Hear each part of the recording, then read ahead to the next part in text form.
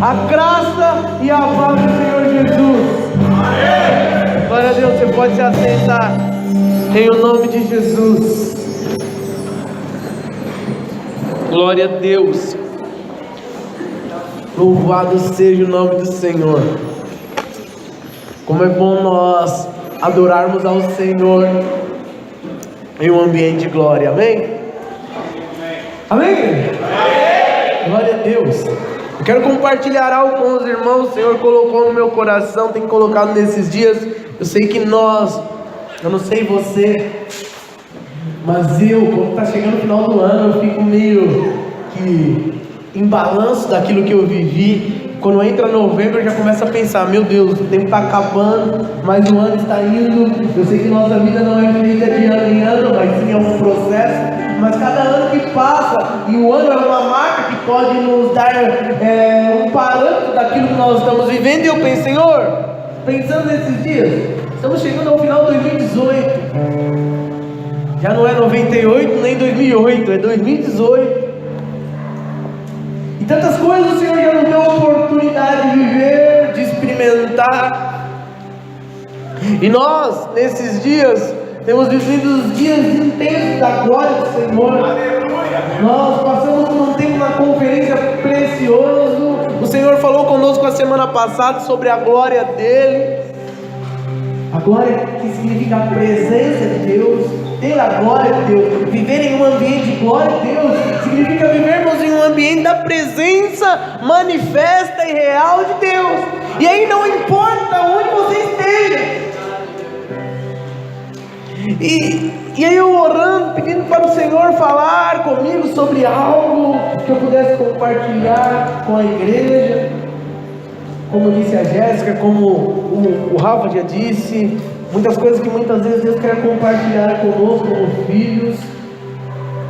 Eu quero falar sobre algo que é muito importante para nós como cristãos. Eu sei que Deus nos dá as oportunidades de nós estarmos em tempo de sermos cheios do Espírito.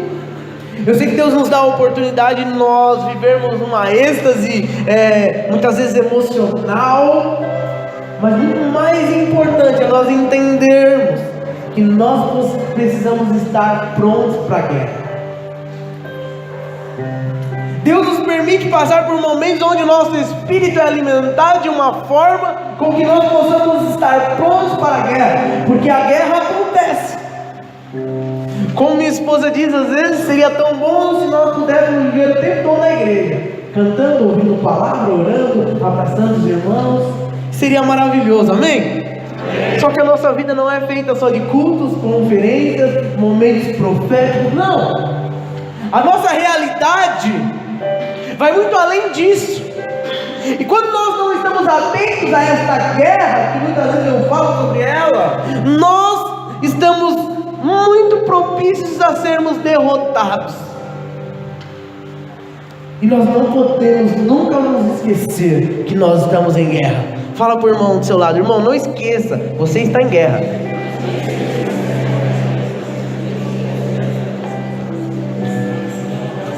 E eu não sei você, eu já me torno até repetitivo quando eu falo isso, mas eu gosto muito de filmes de guerra. Eu gosto muito, assisto muito, gosto. Coração Valente, Troia, que mais? Até o Último Homem, 300, O Invencível, tantos filmes que nós já assistimos por aí, que são filmes que marcam a nossa mente. Mas você não vê nenhum soldado indo para a guerra de chinelo, bermuda regata, boné, óculos escuros, sem camisa. Só no Missão Impossível, né? Mas aí não é um filme épico. Nós não vemos. Sempre quando você vê uma guerra, um filme de guerra, eu queria que você trouxesse a sua mente aí rapidamente, sem lembrar a fala de ator, nem nada disso. Nós vemos o quê? Soldados com armaduras. Soldados muito bem armados para aquela guerra para a qual eles foram chamados. E Deus, desde o momento que você entregou a sua vida para Jesus, você precisa entender, você não tinha essa visão.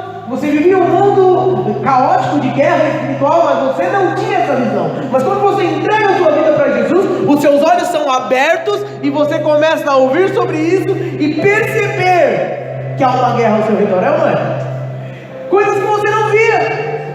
Coisas que você achava, não, eu estou azarado esse mês, nossa, liguei com a esposa, meu patrão me deu tomei a advertência, não cheguei um dia no horário, o meu filho está doente, você fala, nossa, eu acho que eu malhei Judas, não sei o que aconteceu. Você achava que era coisa do acaso. Quantos já malharam Judas aqui? Coitado de Judas. E nós achávamos que isso era coisa do acaso. Mas quando nós entregamos a nossa vida para Jesus, nós percebemos que na verdade, o mundo, esse mundo físico onde nós vivemos, ele é totalmente abastecido por um mundo espiritual, onde há uma guerra sendo travada por cada uma das almas. E nós precisamos entender sobre isso, e o apóstolo Paulo, ele é exímio entendedor disso, ele é perfeito quando ele fala sobre isso. E eu quero que você abra a sua Bíblia lá em Efésios capítulo 6, do versículo 10 ao 17.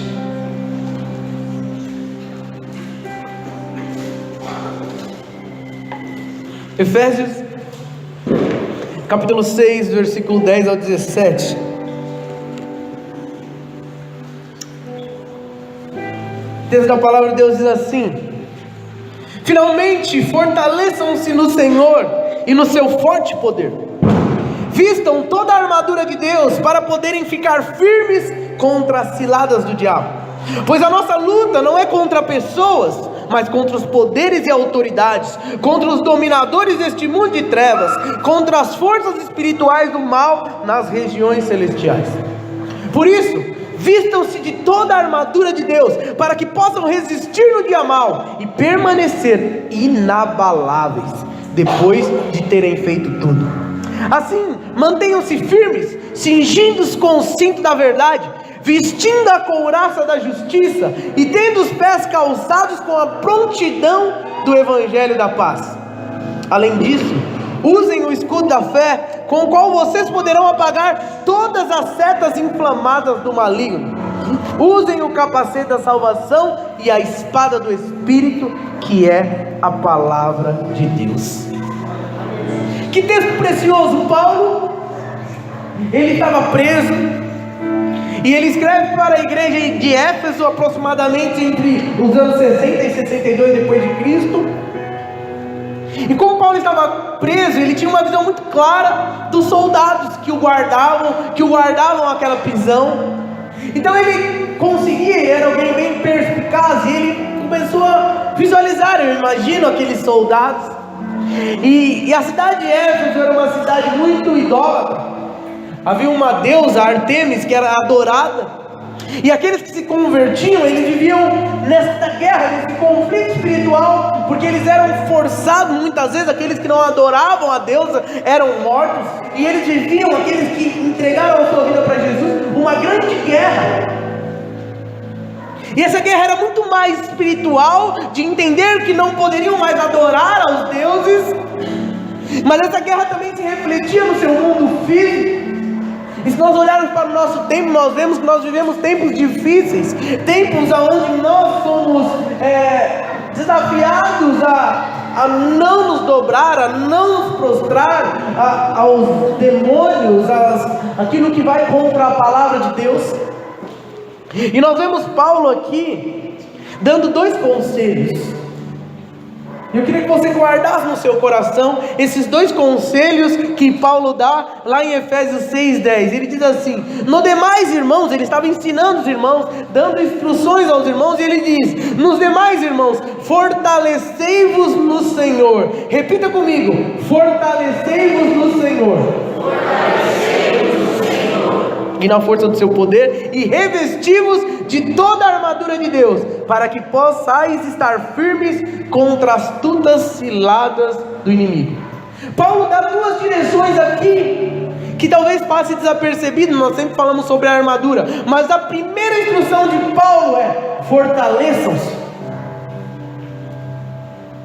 Irmão, é impossível nós enfrentarmos uma guerra estando fracos, certo? Não tem como você ir para uma guerra raquítico. Só os fortes vão para a guerra. Só aqueles que estão prontos.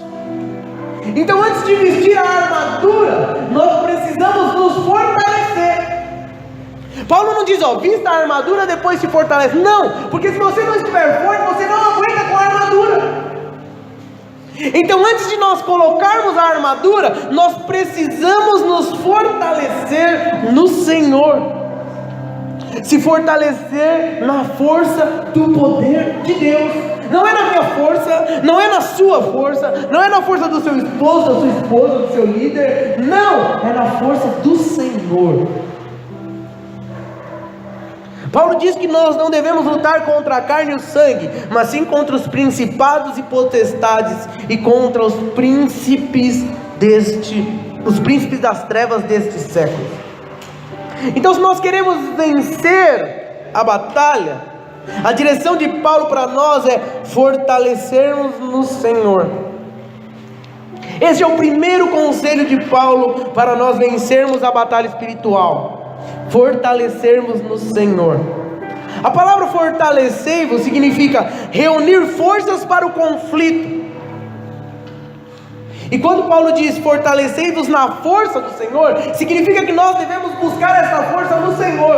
Mas muitas vezes, quando nós estamos passando por dificuldades, nós queremos nos fortalecer em muitas coisas, menos no Senhor. Eu vejo pessoas passando por dificuldade e querendo se fortalecer no seu WhatsApp, no seu Facebook, nas suas redes sociais, colocando coisas, abrindo seu coração para quem não pode te ajudar, falando coisas para jogar em direta para outras pessoas, quando em meio à guerra que nós vivemos, nós devemos nos fortalecer no Senhor. Quando nós nos fortalecemos no Senhor, o Senhor é aquele que nos dá a força. O único lugar onde nós encontraremos força para vencermos a guerra espiritual é no Senhor. Provérbios 18:10 diz assim: torre forte é o nome do Senhor, para ela corre o justo e está seguro. O Senhor é a torre forte, Ele é forte. Jesus é a nossa torre forte. Jesus deve ser a nossa fonte de força. Salmo 29:11, o salmista diz assim: o Senhor dará força ao seu povo. Isaías 40, o 28 ao 31 diz assim: não sabes, não ouviste que o eterno Deus, o Senhor, o Criador dos fins da terra, nem se cansa, nem se fadiga? É inescrutável o seu entendimento. Ele dá força ao cansado, Ele multiplica as forças ao que não tem nenhum vigor. Os jovens se cansarão e se fadigarão, os moços certamente cairão, mas os que esperam no Senhor renovarão as suas forças, subirão como asas, como águias, correrão e não se cansarão, caminharão e não se fatigarão. Aleluia! Aqueles que esperam no Senhor têm as suas forças renovadas. É tempo de nós nos fortalecermos, de nós buscarmos forças em Deus. Talvez a situação que você esteja vivendo é muito crítica. Talvez você não sabe nem para qual caminho seguir, mas eu quero, em nome de Jesus, te dar uma direção de Deus. Fortaleça-se no Senhor. Pare de tentar buscar saídas. Pare de ficar pensando: o que eu vou fazer? Como eu vou agir? Fortaleça-se no Senhor. Por que nós podemos nos fortalecer em Deus? Porque a força dele é ilimitada. Ele é onipotente. Não há nada mais forte que o Senhor. O nosso Deus venceu algo que para a humanidade é a coisa mais forte que existe. O que nós ouvimos é que ninguém pode com a morte, não é? Mas o nosso Deus venceu a morte. O nosso Deus venceu a morte. Não há nada que possa vencê-lo. Não há nada que ele não possa vencer. Sabe, eu queria por 1 segundo ou 2 segundos que você pensasse na sua maior dificuldade agora. Deus, Ele é poderoso para vencer. Isso que você pensou agora, você crê nisso? Então eu te convido a aplaudir a Ele. Ele pode vencer.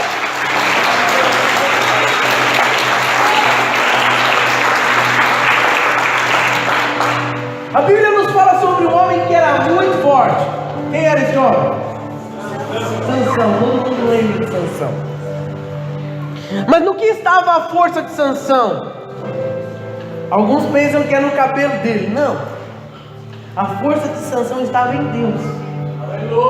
Deus é quem dava força para Sansão. A Bíblia diz lá em Juízes que teve uma oportunidade que veio um leão contra Sansão, o pai e a mãe dele.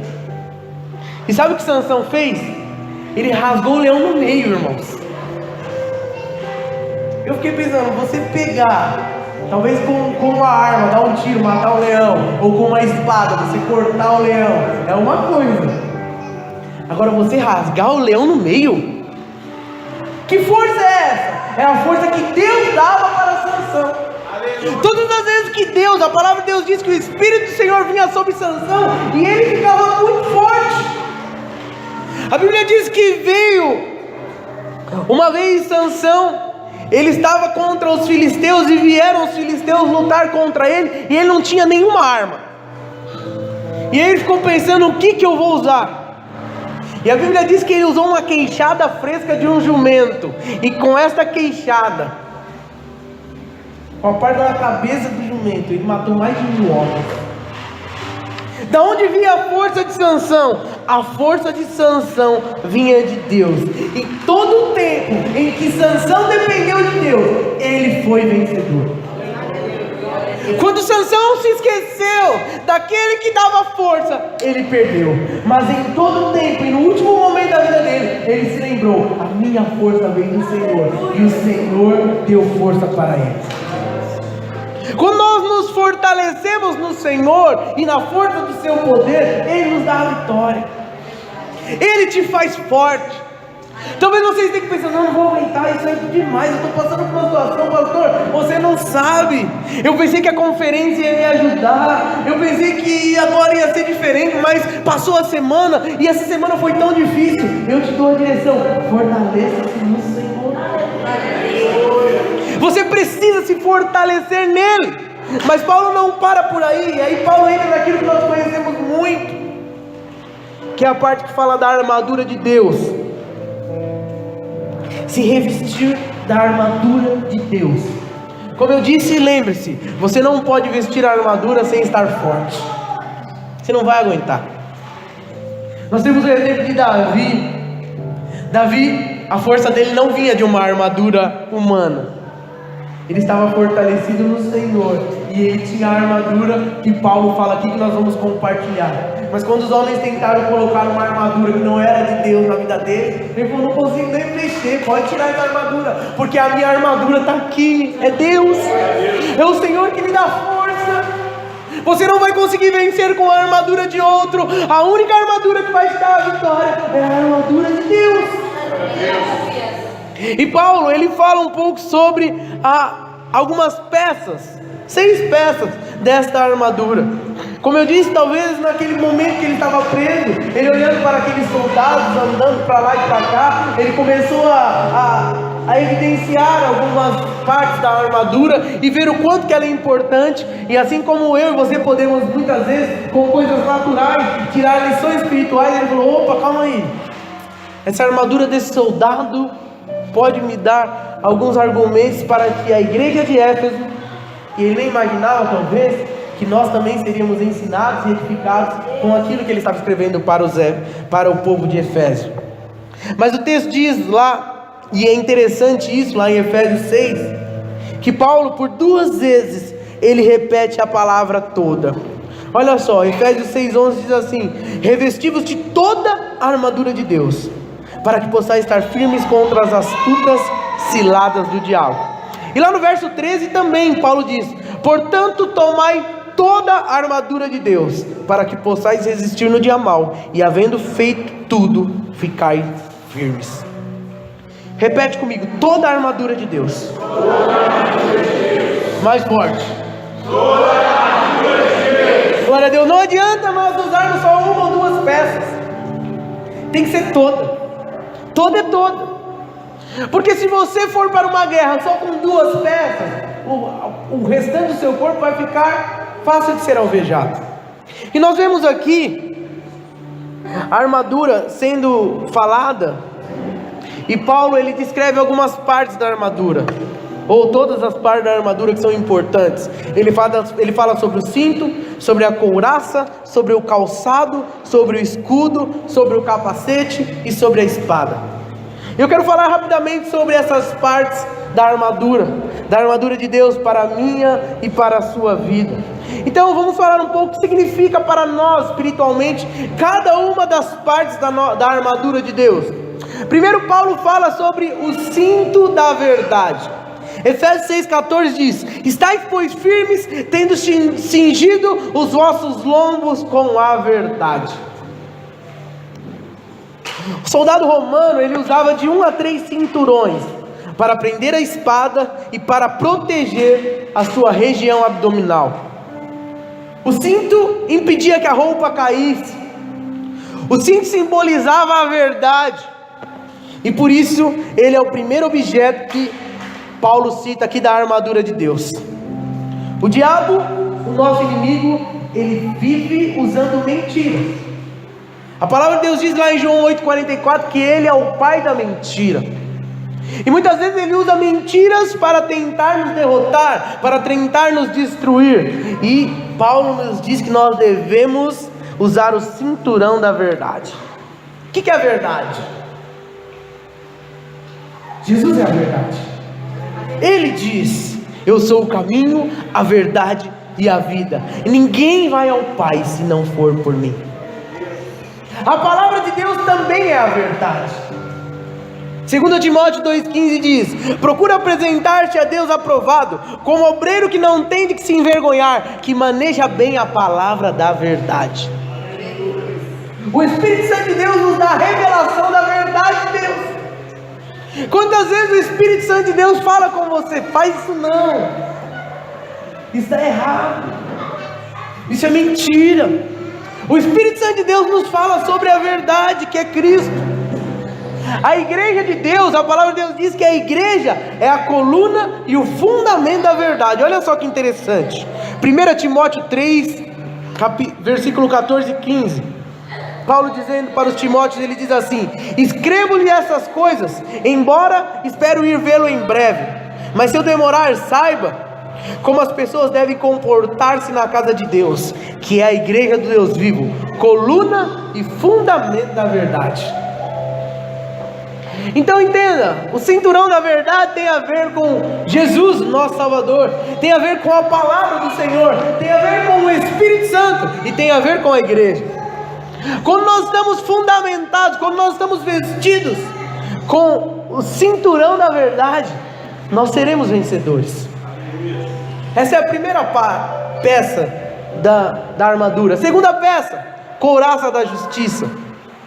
Paulo diz em Efésios 6,14: e vestida a couraça da justiça. Qual é a principal função da couraça? A couraça servia para proteger o coração e os demais órgãos vitais. A couraça da justiça fala de quando nosso coração está protegido pela justiça de Deus, que é revelada no Evangelho.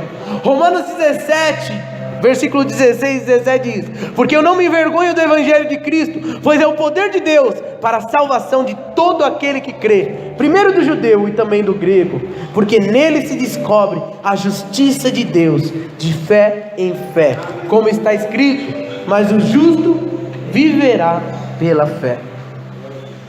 Nós precisamos entender que nós devemos viver uma vida baseada na justiça de Deus.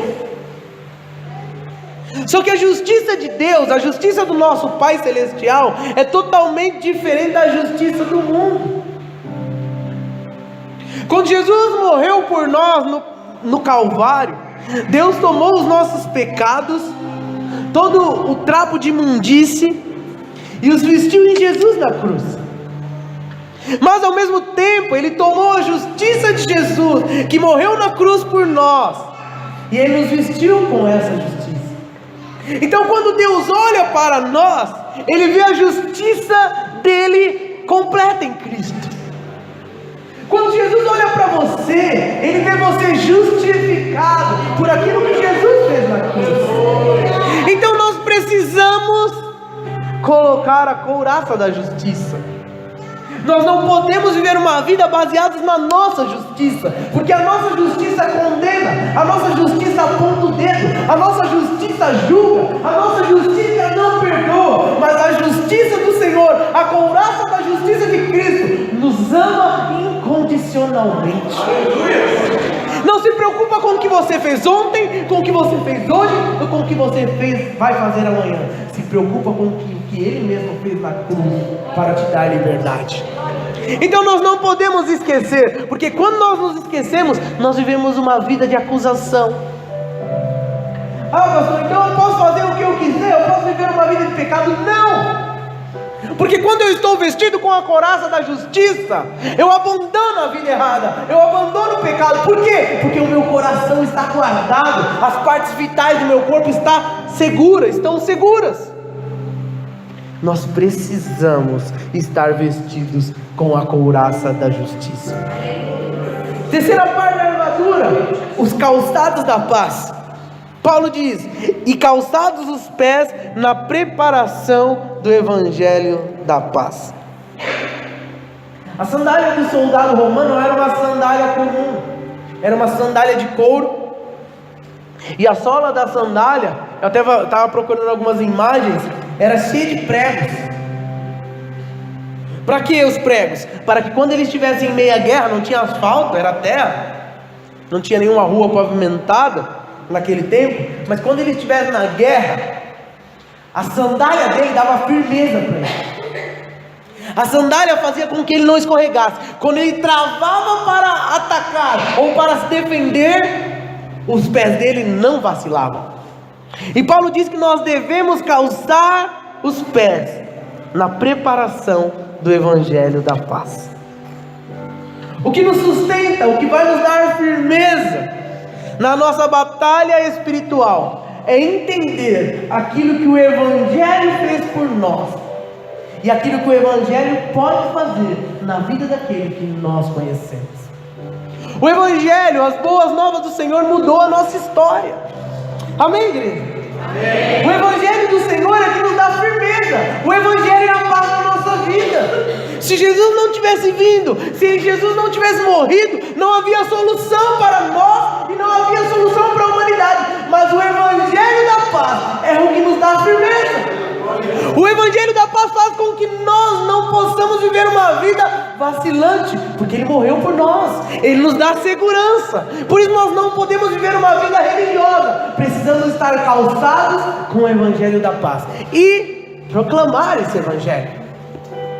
Pessoas lá fora vivem uma vida vacilante, uma vida errante, uma vida sem firmeza. Por quê? Porque não estão calçadas com o evangelho da paz. E você e eu, muitas vezes, quando deixamos a sandália de lado, vivemos uma vida escorregando, não conseguimos avançar, somos facilmente parados. Fala para o seu irmão: irmão, não tira a sandália não. Aleluia. Quarto elemento, quarta peça da armadura que Paulo diz: o escudo da fé.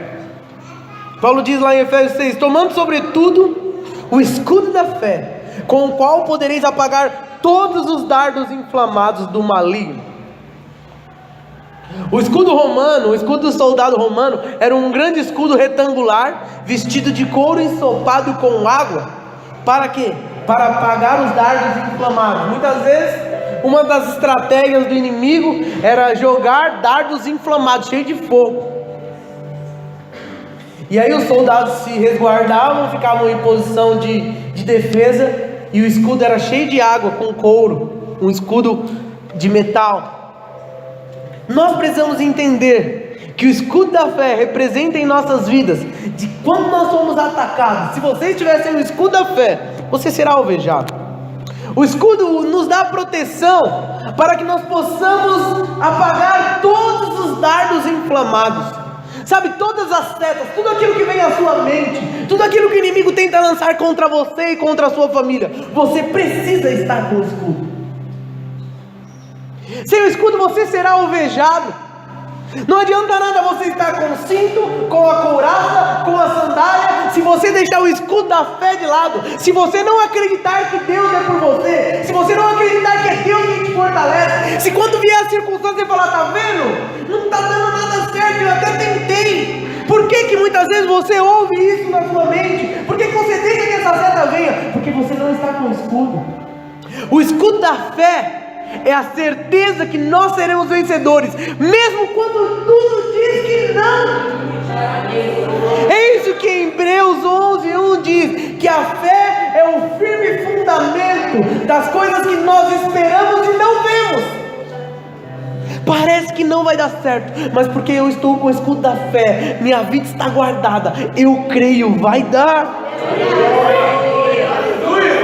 O escudo é fundamental. Paulo diz, tomando sobretudo, ou seja, não adianta estar com a sandália, não adianta estar com o cinto e com a couraça, se você não estiver com o escudo. Devemos ter fé. A fé é a base da nossa vida com Deus. Em Hebreus 11 também diz que sem fé é impossível agradar. E como nós falhamos na nossa fé? Como nós deixamos de acreditar tão facilmente que Deus pode fazer? Quando as circunstâncias são adversas, quando demora para as coisas melhorar, logo a gente larga o escudo da fé e vai tentar do nosso jeito. E todas as vezes que você larga o escudo da fé, você perde a batalha. Fala para o seu irmão, não larga o escudo não, irmão.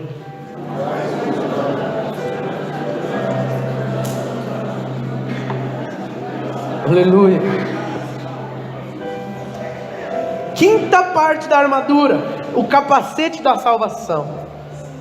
Paulo diz lá em Efésios 6,17: tomai também o capacete da salvação. O capacete do soldado romano, geralmente ele era de bronze, com proteção para o rosto e revestido por dentro, pelo seu interior de feltro ou de esponja. E na armadura de Deus, o capacete é a arma que protege a nossa mente contra o ataque, contra os ataques do maligno. Irmãos, nós somos muito atacados. Talvez o lugar que eu e você somos mais atacados, ou o principal lugar, é a nossa mente. Tudo passa pela nossa mente. Tudo que o inimigo quer destruir na sua vida passa pela sua mente. Ele diz na sua mente que você não pode fazer. Ele diz na sua mente que você vai perder. Ele diz na sua mente que o seu marido não tem jeito, que a sua esposa, que o seu filho, que você não vai conseguir. É na sua mente que ele diz que você viveu ou nasceu para perder. É na sua mente onde ele coloca coisas maliciosas. É na sua mente onde ele tenta derrotar você. Por que muitas vezes cristãos são derrotados? Porque não usam o capacete. Nunca houve em nenhum tempo tantos cristãos desviados quanto no nosso tempo. Tem mais crente fora da igreja que dentro. Você vai conversar com a pessoa, já fui crente, sou batizado. Por quê? Porque em algum momento, sem que a pessoa percebesse, ela deixou o capacete de lado. O capacete é de fundamental importância. Eu me lembrei agora, eu perdi um amigo meu, trabalhava comigo. Ele andava de moto. E ele ia apenas na farmácia comprar um remédio para dor de cabeça. E a mãe dele falou, pega o capacete. Ele falou, não mãe, é ali na esquina. E ele passou do lado da lombada, o pezinho da moto bateu na lombada, ele caiu, bateu a cabeça e morreu. Quantas vezes nós temos perdido vitórias por conta de estar sem o capacete? O capacete é importante, não é uma peça qualquer, não é para enfeitar a cabeça do soldado, não, é para guardar. Será que a sua mente tem sido guardada com o capacete da salvação? O capacete que te dá a realidade daquilo que você é salvo, você é filho de Deus, você é mais que vencedor. Quando a sua mente está guardada pelo capacete, nada que o inimigo venha falar vai entrar.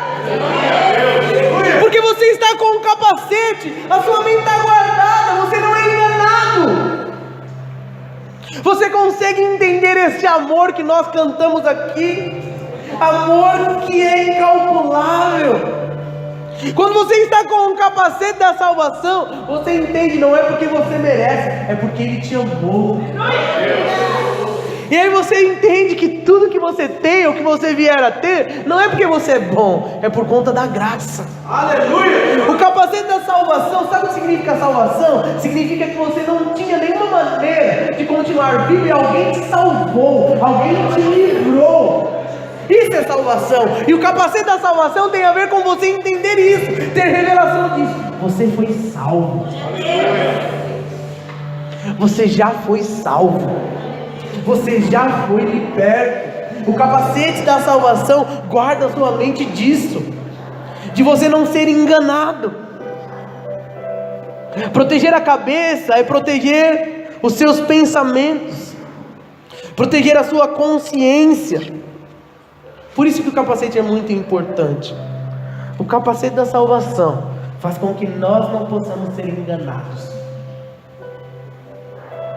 Nós precisamos ser guardados. Nossa mente precisa ser guardada. Então, esteja sempre com o capacete. Sexto, a espada do Espírito. Paulo diz: tomai a espada do Espírito, que é a palavra de Deus. A espada do soldado romano era uma espada curta e de 2 gumes, usada muito mais para perfurar do que para cortar. Era capaz de perfurar a maior parte das armaduras, a espada do soldado romano. Uma esfera na ponta do cabo a tornava a única espada arremessável de que se tinha notícia naquela época. Era uma espada muito poderosa. Na nossa luta contra os poderes das trevas, nós não podemos apenas ficar nos defendendo.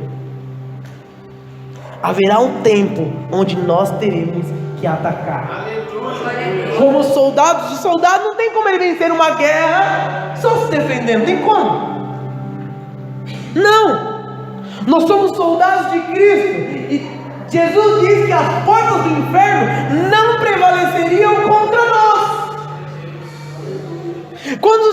Entenda, nós precisamos entender isso. Quando diz que não irão prevalecer contra você, quer dizer que você não está se defendendo, e significa que você está atacando.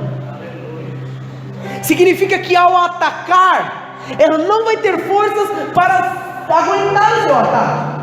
Por isso Jesus disse: as portas do inferno não prevalecerão contra a igreja. Aleluia! Então nós precisamos, e qual que é a espada? É a palavra de Deus. Hebreus 4,12 diz: porque a palavra de Deus é viva e eficaz, é mais penetrante do que espada alguma de 2 gumes, e penetra até a divisão da alma e do espírito, e das juntas e medulas, e é apta para discernir os pensamentos e intenções do coração. Irmão, não existe nenhuma outra arma mais poderosa do que a palavra de Deus. Foi com a palavra de Deus que Jesus venceu no deserto. Foi com a palavra de Deus que Ele não cedeu à tentação do inimigo. Nós precisamos usar a palavra de Deus. Mas como usar a palavra se eu não conheço?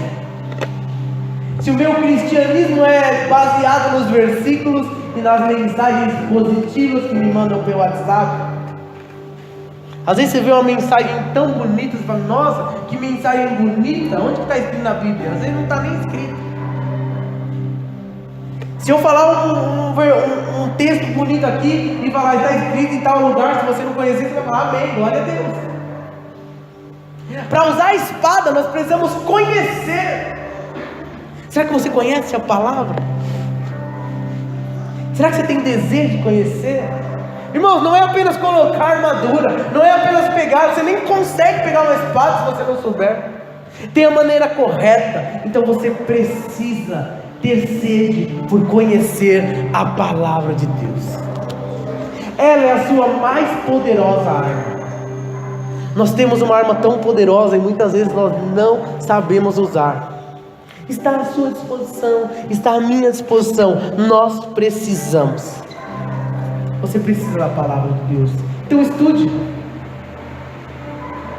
Nós vemos as pessoas sendo motivadas quando nós começamos algo novo na igreja. Vai ter um curso novo. No começo do curso vem quase a igreja inteira. Aí na segunda aula vem metade, na terceira vem menos, na quarta chega no final. Eu falo, Senhor, que não seja assim em relação à nossa corrida para o céu, que todos possam chegar, porque se for baseado no curso, os irmãos estão perdidos. Tudo nos para. É o tempo ruim, é a dor de cabeça, é isso, é aquilo, tanta coisa nos para. Porque nós precisamos entender, nós precisamos conhecer, porque a palavra de Deus diz: conhecereis a verdade, e a verdade vos libertará. Mas nós queremos ser libertos, mas não queremos pagar o preço de conhecer. Nós tínhamos sido convidados para ir lá em Guarulhos. O pastor Alex, que veio aqui na nossa conferência, no final da conferência ele falou: queria te convidar, pastor, para estar conosco lá dia 24 de novembro, nós vamos fazer um culto na praça, os jovens da nossa igreja. E aí nessa semana ele me mandou: e aí, pastor, você vai vir? Eu falei: vou, estarei aí, não sei enquanto nós vamos, mas nós vamos. E aí os irmãos sabem, choveu sexta, um temporal, ontem o dia estava chuvoso, e eu mandando mensagem para ele: pastor, vai ter mesmo, é na praça? Fiquei até com vergonha depois.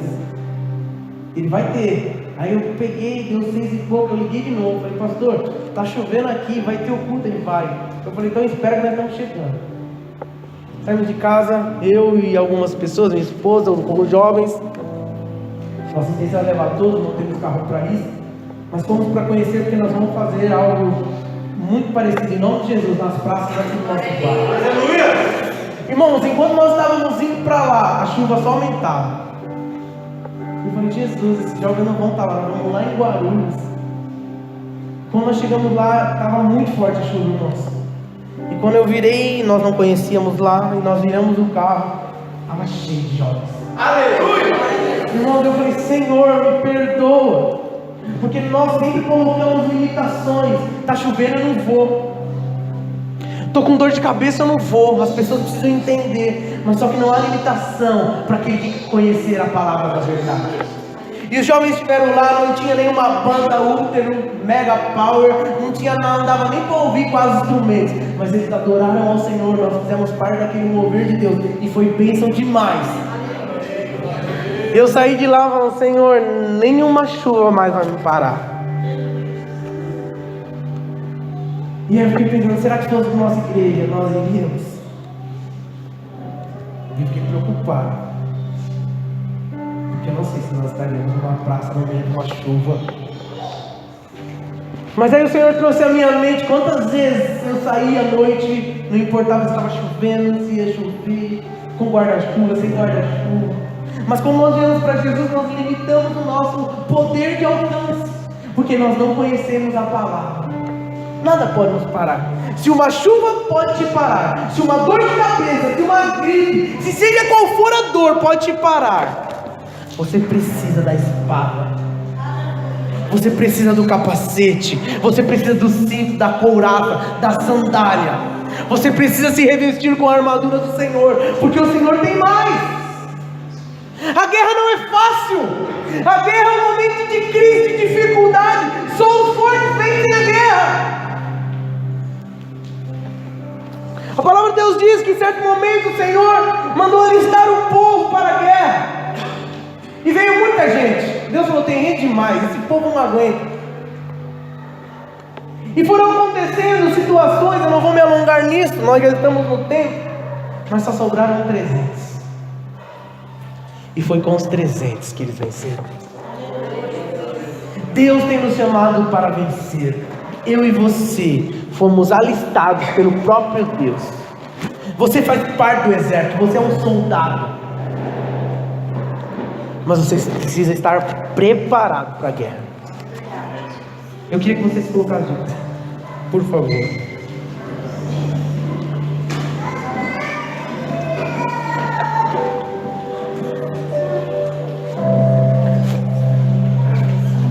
Louvado seja o nome do Senhor.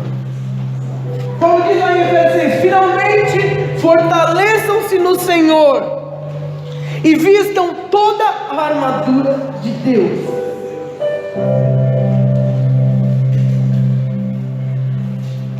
A nossa guerra não acontece no momento do mover sobrenatural momento intenso de glória de Deus. Não, a nossa guerra vai acontecer lá na sua casa, lá no seu trabalho, lá onde você muitas vezes se sente tentado, e é lá que você vai ter que se fortalecer no Senhor e vestir a armadura. Quando você entrega a sua vida para Jesus, Ele te dá essa armadura. Mas a questão é, será que você está usando a armadura? Pastor, a armadura é muito pesada. Tem muitos que estão querendo largar tudo.